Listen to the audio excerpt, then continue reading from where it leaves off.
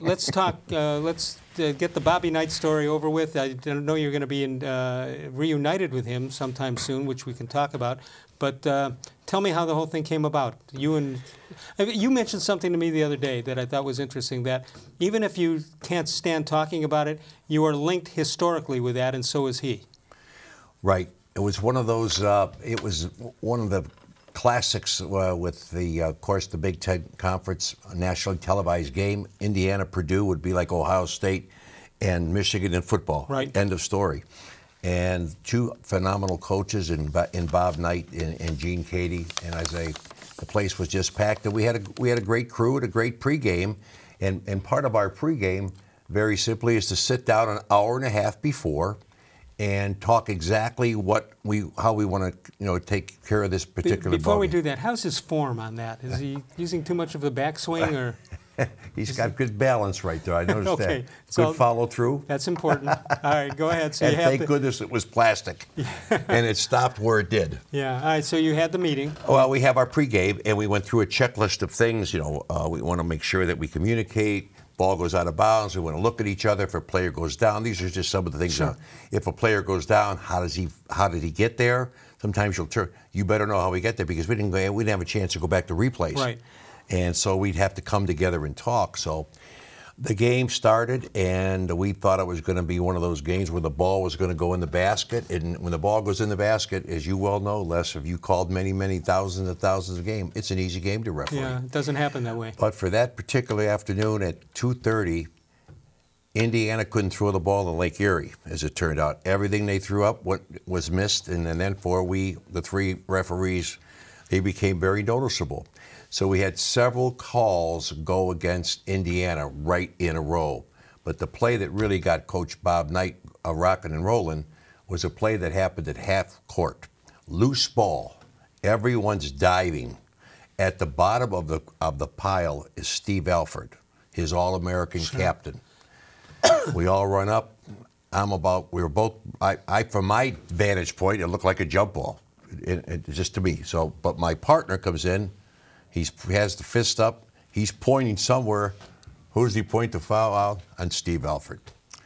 Well, that was the start of it all, because now Knight wants a jump ball, and he's not going to leave the fact that it was a jump ball. Now he's going back and forth. And you made the jump ball call? No, we did. My brother official and I, there were three on the game. Yeah. We were about ready to, but my other partner comes in with the foul, so right. that supersedes the jump ball. Sure. And so now Knight wants a jump ball, and we put the ball out of bounds. And as we were about to put the ball out of bounds, the other member of my crew hears a vernacular come out of Bob Knight's mouth that's not supposed to be said on TV, or it's said on a basketball floor. So consequently, the technical foul is the first of three. So they're going back and forth, and he says something else to my partner, and now all of a sudden, the chair comes out of the Indiana bench, and I was what they call the trail, and we have a lead underneath the basket. We have another official across the floor, and when the chair came across, it's like, did this really happen? It's like, that's not supposed to happen. So automatically, the three of us had teed them up, but it was one technical foul. So now that's two.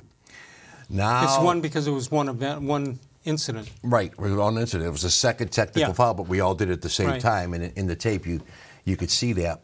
So sure enough, now we're kind of stunned as to what happened here. So now we bring our partners together, and we said, hey, he's leaving. He's got to go. So the athletic director comes out of the stands, as it's pointed out in the book, and he very simply says to me, Mr. Bova, you didn't throw Coach Knight out, did you? I says, absolutely not.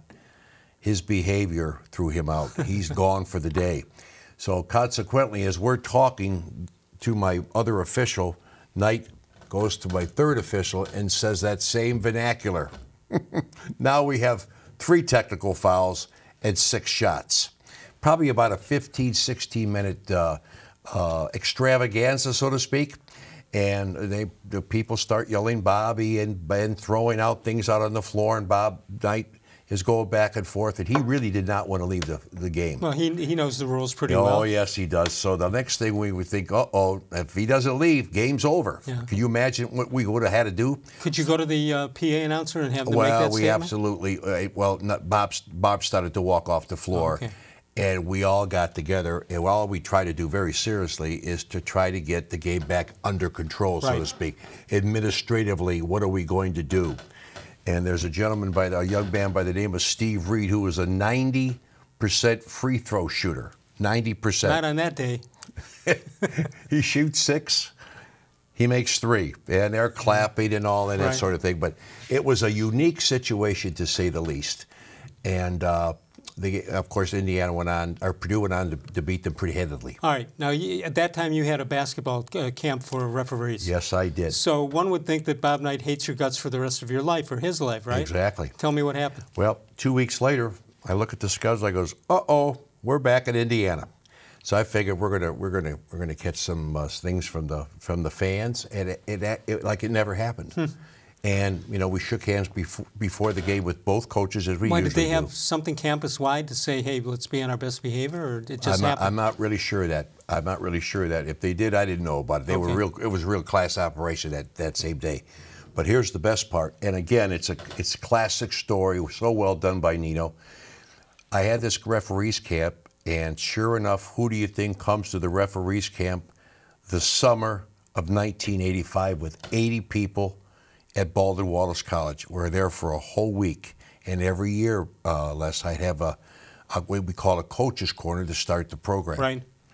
And I said to them, I have a surprise for you people. And sure enough, he walks out, and the first thing he says to me, Phil, yes, coach, can I throw you a chair?